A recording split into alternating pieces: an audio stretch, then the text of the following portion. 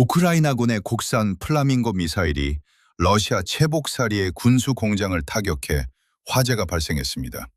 피격된 시설은 러시아군 미사일과 드론의 핵심 부품인 항제밍 유도 항법 장치를 생산하는 프로그레스 공장입니다. 이번 공습은 러시아 정부가 전승절을 앞두고 휴전을 요구하는 동시에 우크라이나 전역의 민간 기반 시설에 대규모 공습을 감행한 직후 이루어졌습니다. 한편 우크라이나와 유럽연합은 아르메니아에서 열린 유럽 정치 공동체 정상회의를 계기로 공동 드론 생산을 골자로 하는 드론딜 이니셔티브 추진을 가속화하기로 합의했습니다. 이번 정상회의에서는 우크라이나의 방공 역량 강화와 유럽 무기 조달 프로그램인 펄 이니셔티브 지원, 그리고 900억 유로 규모의 유럽 재정 지원 패키지가 집중적으로 논의되었습니다. 우크라이나군이 도입한 FB-5 플라밍고 미사일은 러시아 채복사리에 위치한 프로그레스 군수 생산 시설을 정확히 타격했습니다. 현지 소식통과 공개 채널에 따르면 미사일 피격 직후 해당 공장 부지에서 화재가 발생했으며 현재까지도 불길이 잡히지 않은 상태입니다. 피격된 프로그레스 공장은 러시아군의 무인기, 순항 미사일, 탄도 미사일에 필수적으로 탑재되는 전파방해 방지용 유도 및 항법 장치를 제조하는 핵심 기지입니다. 우크라이나의 미사일 타격 빈도와 사거리는 크게 확장되어 현재 20km 이상의 거리에서 이루어지는 공습 횟수가 지난 3월에 비해 2배, 2월에 비해서는 4배 이상 증가했습니다. 볼로디미르 젤렌스키 우크라이나 대통령은 이를 우선적인 중점 분야로 지정하고 공습을 더욱 확대할 것이라고 밝혔습니다. 러시아군은 전장에서 지속적인 열세에 직면해 있습니다. 미국 전쟁연구소의 분석에 따르면 러시아군은 최근 한 달 동안에만 116제곱킬로미터에 달하는 점령지의 통제권을 상실했습니다. 이러한 규모의 영토 상실은 우크라이나군이 러시아 쿠르스크 지역에서 작전을 개시했던 2024년 8월 이후 처음입니다. 러시아군의 진격 속도는 정체된 데 이어 2025년 11월을 기점으로 완전히 밀려나기 시작했습니다. 우크라이나 지상군의 지속적인 압박과 중거리 정밀 타격이 러시아군의 군수 보급망을 교란하면서 러시아군은 당초 공격을 계획했던 지역에서 방어 체제로 전환할 수밖에 없는 처지에 놓였습니다. 이와 함께 러시아군의 병력 손실은 심각한 수준으로 드러났습니다.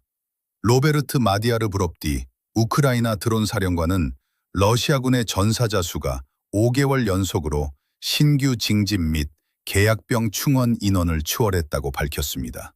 데이터에 따르면 2025년 12월부터 2026년 4월 사이에 러시아가 동원하고 계약한 인원은 총 14만 8천 명인 반면 동기간 우크라이나군의 드론 타격으로만 사망한 러시아군 체포 및 전사자 수는 15만 6천 명에 달합니다.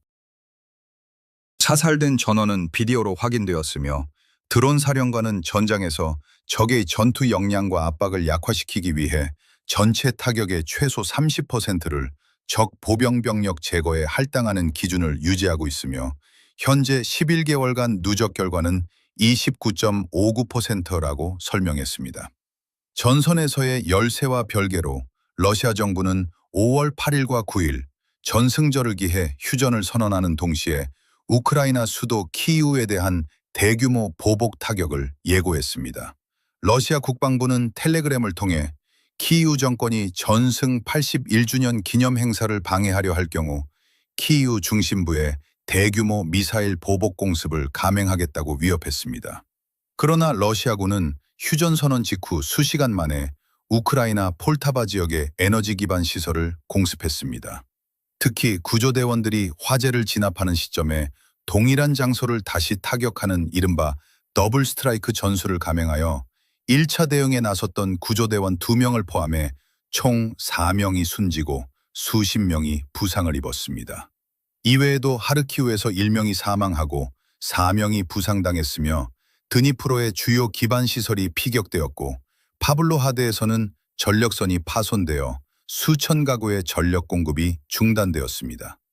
자포리자와 키이우주에서도 공습으로 인해 각각 3명의 부상자가 추가로 발생했습니다. 우크라이나군의 성공적인 드론 공습 이후 블라디미르 푸틴 러시아 대통령은 암살 시도에 대한 우려로 공개 활동을 대폭 축소하고 지하 벙커에 머물고 있는 것으로 전해졌습니다. 파이낸셜 타임스와 CNN이 입수한 유럽 정보당국 보고서 및 푸틴의 측근 소식통에 따르면 러시아 연방경호국은 지난 3월부터 대통령에 대한 경호 수준을 대폭 강화했습니다. 푸틴과 그의 가족들은 모스크바 인근 및 발다이 지역의 관저 방문을 중단한 상태입니다. 이는 우크라이나군의 드론을 활용한 거미줄 작전의 충격과 더불어 지난 1월 미국 당국이 베네수엘라의 마두로 대통령을 구금한 사건이 푸틴에게 취약성 신호로 작용한 결과로 분석됩니다. 이에 따라 푸틴의 핵심 측근인 요리사, 사진작가, 경호원들은 스마트폰 사용과 대중교통 이용이 금지되었으며 가옥 내부에 민간 감시 카메라가 설치되었습니다.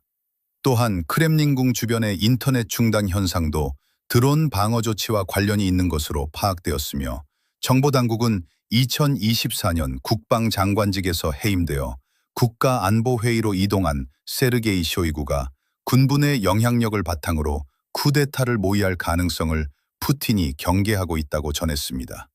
한편 러시아 내부의 정유시설 타격에 따른 피해도 지속되고 있습니다.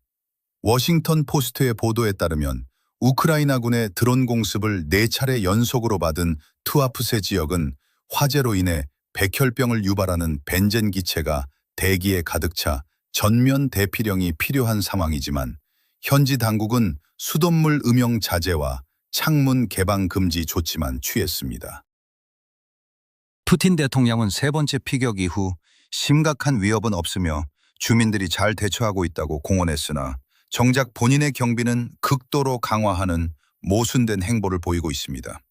이러한 상황 속에서 우크라이나와 유럽연합은 아르메니아 예레반에서 열린 유럽 정치공동체 정상회의를 통해 협력을 공고히 했습니다.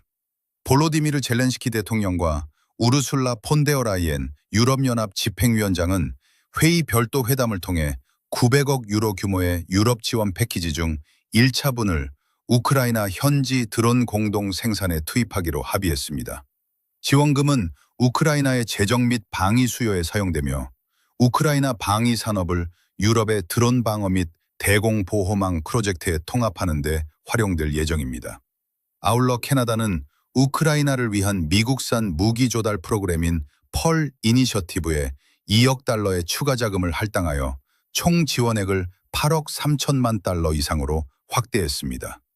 젤렌스키 대통령은 이러한 지원이 탄도미사일 위협에 대응하고 생명을 구하는 결정이라며 올해 5월 내에 추가적인 방공 패키지가 필요함을 강조했습니다.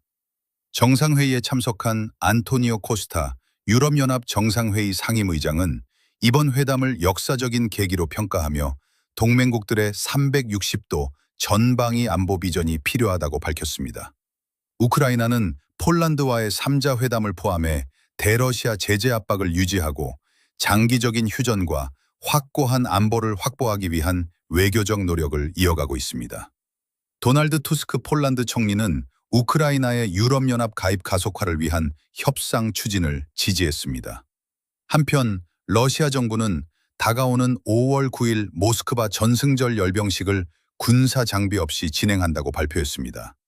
이는 전승절 역사상 이례적인 일로 러시아군의 장비 부족과 붉은 광장 상공의 우크라이나 드론 공습에 대한 공포를 단적으로 보여주는 결과로 해석됩니다. 시청해주신 여러분 고맙습니다.